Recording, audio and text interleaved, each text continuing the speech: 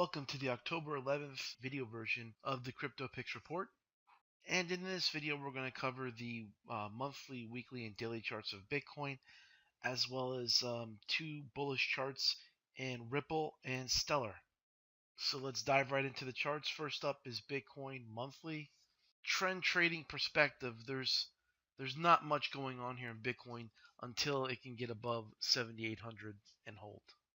On the weekly chart, the price action still remains below the 10-week MA, which is straight sideways.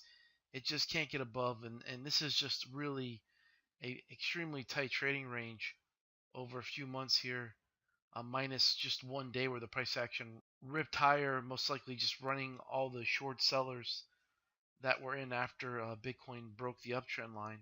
But since then, the past 3 weeks have been really tight, and the 4 to 5 weeks prior to that one day reversal to the upside was extremely tight. So just a very tight range. 30 and 40 week moving averages are now starting to flatten out, which is a good sign. They're no longer in a strong downtrend as they were a few months ago. When the prices contract over time, it eventually leads to an expansion in price. We don't know to which direction, but that's one of the most well-known rules in trading. So eventually there's going to be a big move in Bitcoin. Onto the daily chart. And the daily still has a declining 200-day moving average. The 50 MA is sideways, the 20 MA is sideways, the 10 MA is sideways. So there's just nothing going on in the intermediate to short term in terms of moving averages helping out here. Nothing has changed the past few weeks. That being said, based upon this big reversal day here a few weeks ago, we got long on a pullback to the 50 MA with a stop beneath this prior swing low, and we remain long the trade. We haven't stopped out, but we remain long, and we're looking for the price to eventually break through to the upside or take out our stop. All right, so not much excitement in Bitcoin, but let's move on to Ripple, which is moving. We'll first go into the larger time frame, the weekly chart. And on the weekly, let's clean it up here. We have the price action breaking a downtrend line several weeks ago on big volume. Then we have the price pulling back into the rising 10-week MA on declining volume. And then the price action tightened up for 2 weeks. And then last week, the price busted through the 2-week high, 10-week MA and 30-week MA, and rallied about 16% or so before pulling back into 50-cent area. As you can see, the price action remains above the rising 10-week MA. Really, the only issue with this chart is that all the moving averages are in the wrong order. The 30-week is above the 40, and the 40 is above the 10. In order for a powerful new uptrend to develop, we'd like to see the 10 rise above the 30 and the 40. So we just need to see the 10 cross above 30 and 40 here, and that would put all moving averages in the correct order.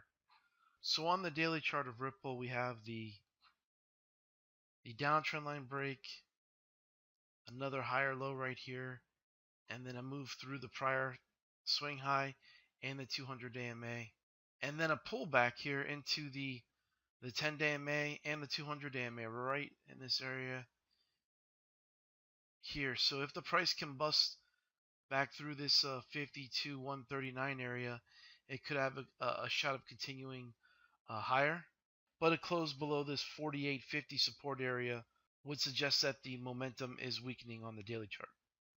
So Ripple is one of the better looking cryptocurrencies out there in terms of strength over the past several months. But as with the weekly chart, the moving averages still aren't in perfect order. The 50 MA is below the 200-day MA. And in order for a strong uptrend to take place, we generally see the 50-day above the 200-day MA. But in terms of swing trade potential, I think it's there just as long as the price holds above the 480 level, the 4800 level. Next chart up is Stellar. So the daily chart is looking pretty good over the past few months. It's broken its downtrend line, set a higher swing low, and then went sideways in a tight range and broke through the swing high right here on a few days ago. And so any pullback into 0.2800 level is buyable with a stop about 10% lower just beneath the 20-day EMA and this prior swing low right here. For those who are less aggressive, entry can be placed on any pullback to the 27, I'd say 273, 275 area, with the same stop beneath the prior swing low. And the target, since it's a 10% stop, at least need about a 20% target, and the move to prior swing high here is about 26% away, or the major swing high there. So that would offer at least a 2-to-1 target in terms of reward versus risk. Well, that's a wrap for this week's report. Thanks for joining us. Good luck trading. We'll see you back here next week.